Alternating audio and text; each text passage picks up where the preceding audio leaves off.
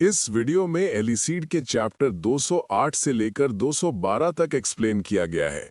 अगर इसके पहले के वीडियो नहीं देखे हो तो कमेंट बॉक्स में प्लेलिस्ट का लिंक है, जाकर देख सकते हो। चैप्टर शुरू होता है और लड़का सोचता है उन्होंने बोला है कि ये बैरियर 30 मिनट तक ही रहेगा, हमें तब तक सरवाइव करना पड़ेगा। ड्यूक सोचता है जीवू सारा अटेंशन अपनी तरफ ले आया है, जबकि उसको अपनी जान बचानी चाहिए। लिया पूछती है तुमने ऐसा क्यों किया, अब तुम उनके टारगेट पर आ गए हो। पर जीवू उसकी बात सुनकर स्माइल कर देता है। अर्थक्वेक कहता है ये हमारे एलिमिनेशन लिस्ट में नहीं था, लगता है काफी मजा आने वाला है। आदमी बोलता है अब मैं पहले तुझे मारूंगा। जीवू कहता है साइड हटकर कवर ले लो। इतना बोलकर वो आदमी की तरफ जाने लगता है। आदमी अटैक करता है पर जीवू साइड से आके पंच मारता है, पर आदमी उसको रोक कर अटैक कर देता है, जिसको जीवू जैसे तैसे डॉज कर रहा होता है। गैंगसॉक सोचता है आखिरकार जीवू ऐसा क्यों कर रहा, जबकि वो उसके अगेंस्ट जीत भी नहीं सकता है। जीसॉक बोलता है वो ये जीतने के लिए नहीं, वो सारा अटेंशन अपनी तरफ लेकर हमारे लिए टाइम निकाल रहा है। जीवू सोचता है अगर मैं सिर्फ अपनी बात करूं तो अपनी स्पीड की हेल्प से मैं शायद 30 मिनट्स तक सरवाइव कर जाता, पर अगर मैं ऐसा करता तो बाकी सब मर जाते और मैं ऐसा नहीं होने दूंगा। मैं सारा अटेंशन अपनी तरफ ले लूंगा जिससे उनको टाइम मिल जाए। तभी आदमी उसके पीछे आके बोलता है तेरी स्पीड काफी ज्यादा एनोइंग है। वो अटैक करता है पर सुबेन अपनी आइस का इस्तेमाल करके उसको रोक देती है। फिर वुएन और जीसॉक भी उसके ऊपर अपना अटैक कर देते हैं। गैंगसॉक सोचता है आखिरकार ये सब ऐसा क्यों कर रहे हैं। हम एक पास्ट का सीन देखते हैं जहां प्रिंसिपल बोलता है गैंगसॉक हमेशा याद रखना, ग्रेट पावर होने का मतलब ये नहीं है कि तुम एक स्ट्रांग पर्सन हो। गैंगसॉक कहता है हाँ सर, मैं जानता हूं, ग्रेट पावर होने के बाद भी जीत और हार इस पे डिपेंड करती है कि तुम उसको कितना इफेक्टिवली इस्तेमाल करते हो। प्रिंसिपल बोलता है हाँ तुम सही बोल रहे हो, पर मेरा कहने का मतलब कुछ और है।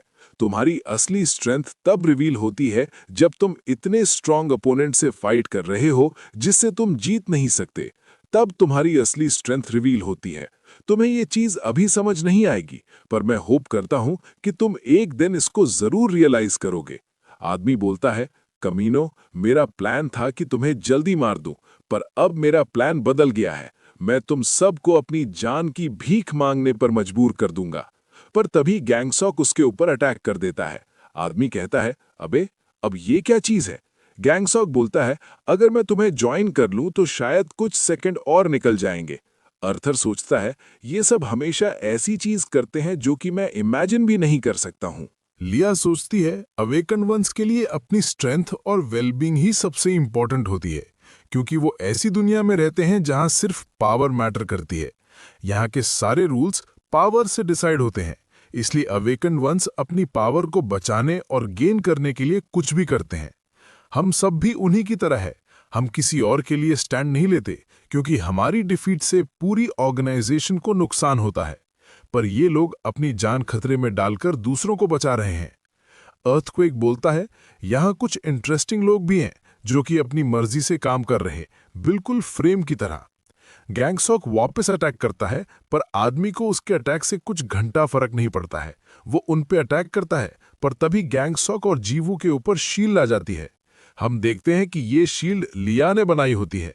आदमी बोलता है अच्छा तो ठीक है, आ जाओ देखते हैं तुम्हारे अंदर कितना दम है।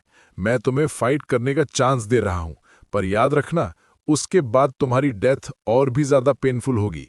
ये सुनकर गैंगसॉक अटैक करता है। उसके बाद सुबिन, जी सॉक और वुइन भी अटैक कर देते हैं, पर उनके अटैक से आदमी को कुछ भी नहीं हुआ होता है। वो बोलता है तुम्हें क्या लगा अपने अटैक से एक वर्ल्ड रैंकर को डिफीट कर दोगे। ड्यूक सोचता है वर्ल्ड रैंकर्स अलग ही लेवल पर होते हैं, अगर हम सारे स्टूडेंट्स भी उसके ऊपर अटैक करें तो तब भी कुछ नहीं कर पाएंगे। आदमी बोलता है तो ठीक है, अब अटैक करने की मेरी बारी है। वो गैंगसॉक के पास आके पंच मारता है, जिससे उसका काफी बुरा हाल हो जाता है। फिर वो जी सॉक, सुबिन और वुइन के ऊपर भी अटैक करता है। उनको प्रोटेक्ट करने के लिए लिया शील्ड बनाती है, पर फिर भी वो सब काफी इंजर्ड हो जाते हैं। लिया सोचती है इसने मेरी शील्ड को काफी आसानी से तोड़ दिया। तभी आदमी जीवू के पीछे आके बोलता है तू तो अपनी स्पीड की हेल्प से क्लोज कॉम्बैट में फाइट करता है ना। इतना बोलकर वो अटैक करता है, पर जीवू वहां से गायब हो जाता है। आदमी कहता है, मतलब तू और भी तेज मूव कर सकता है। तू अपनी एज के हिसाब से काफी ज्यादा स्किल्ड है, पर काफी बुरा हुआ, हम तुझे ऐसे ग्रो होने नहीं दे सकते हैं। जीवू सोचता है, मुझे नहीं लगता कि मैं इसको और रोक पाऊंगा, पर फिर भी मैं हार नहीं मानूंगा। आदमी पूछता है, क्या अब तू कुछ और ट्राई करने की कोशिश कर रहा है? जीवू सोचता है, जितनी देर हो सकेगा मैं उतनी देर तक इसको रोकूंगा। ड्यूक सोचता है, जीवू अपनी लास्ट स्किल का इस्तेमाल करने जा रहा है। वो स्किल पावरफुल तो है, पर क्या एक वर्ल्ड रैंकर पे काम करेगी? आदमी कहता है, ऐसा लग रहा है कि तेरे पास कुछ अच्छी चीज है। एंड्रिया बोलती है, मैं भी कुछ मोमेंट के लिए उसके मूव को देख नहीं पाई थी, इसलिए अगर बच्चे से मार नहीं खाना तो ध्यान दे। आदमी कहता है, इसका मतलब तेरी स्किल पावरफुल है, तो आजा अटैक कर, मैं वेट कर रहा हूं। जीवू सोचता है, मैं जानता हूं कि इससे वर्ल्ड रैंकर को कुछ नहीं होगा, पर मैं फिर भी कोशिश करूंगा। ड्यूक सोचता है, इसकी इलेक्ट्रिसिटी पहले इतनी स्ट्रांग नहीं थी, क्या ये अब तक अपनी पूरी स्ट्रेंथ इस्तेमाल नहीं कर रहा था? हम देखते हैं कि जीसॉक अपनी विंड जीवू के पैर में लगा देता है और सुबिन उसको आइस से फ्रीज कर देती है। उसके बाद विन भी अपना अटैक कर देता है। फिर जीवू अपनी इलेक्ट्रिक मैक्स स्पीड का इस्तेमाल करके एक पंच मारता है, जिससे काफी तेज का इम्पैक्ट निकलता है, पर हम देखते हैं कि उस अटैक से जीवू का हाथ भी टूट जाता है। लिया सोचती है, जीसॉक ने जीवू की स्पीड बढ़ा दी थी, बाकी दोनों ने टारगेट को डिस्ट्रैक्ट कर दिया था। आखिरकार इनकी कोऑर्डिनेशन इतनी अच्छी कैसे है? पर हम देखते हैं कि वो आदमी अभी भी खड़ा होता है। वो सोचता है, अगर मुझे वार्निंग ना मिली होती तो एक बच्चे ने मेरा काफी बुरा हाल कर दिया होता। जीवू सोचता है, मैंने उस पर अपनी पूरी स्ट्रेंथ लगाकर अटैक किया था, पर तब भी कुछ नहीं कर पाया। अर्थक्वेक कहता है, मैंने जितना सोचा था ये लोग उससे ज्यादा डेंजरस है। अगर ये ग्रो कर गए तो नहीं मालूम फ्यूचर में कितनी दिक्कत करेंगे।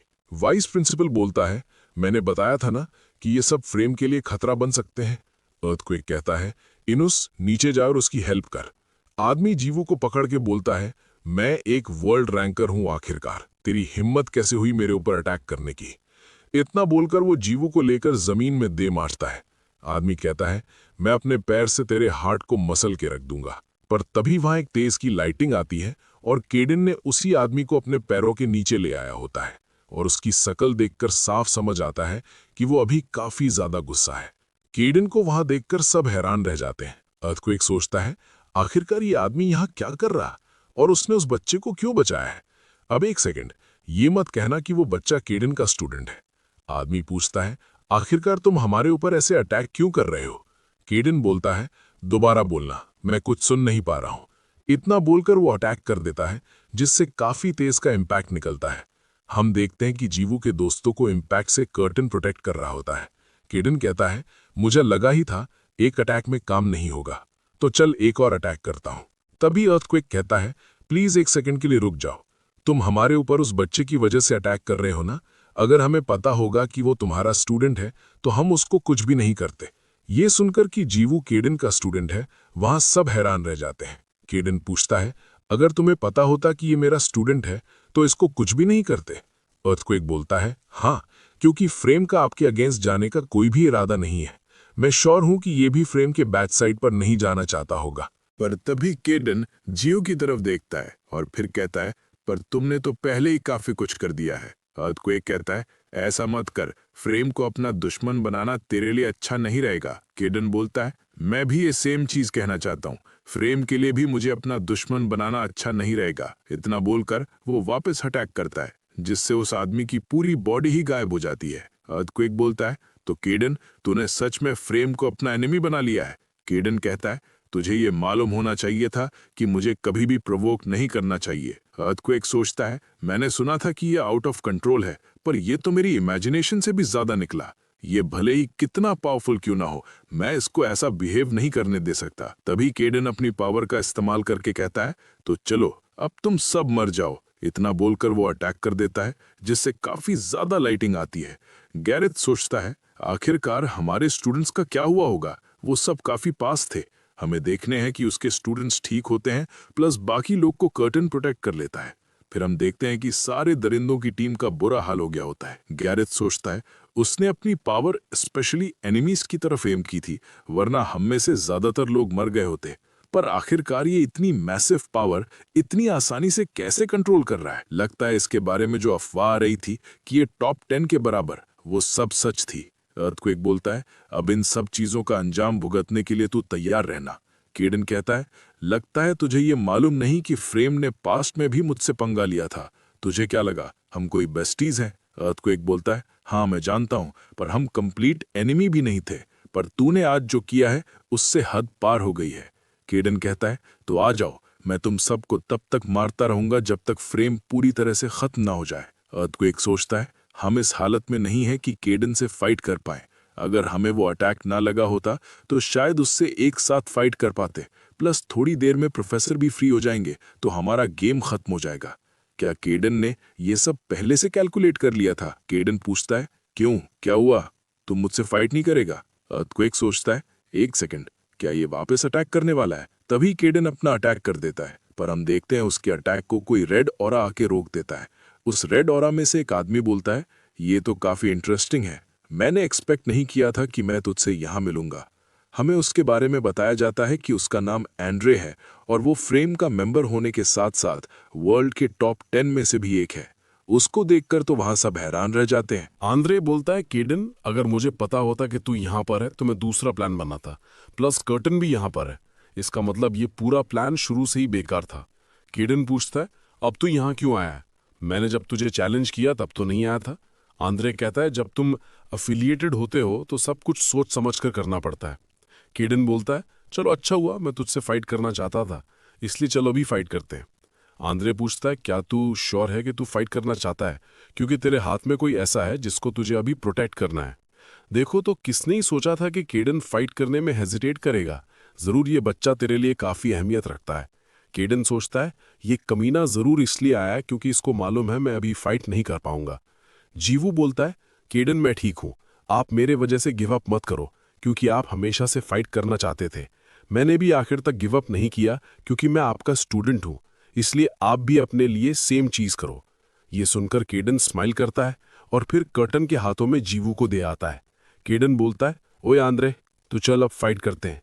इसी के साथ ये चैप्टर यहीं पर खत्म होता है। नेक्स्ट चैप्टर अगले वीडियो में।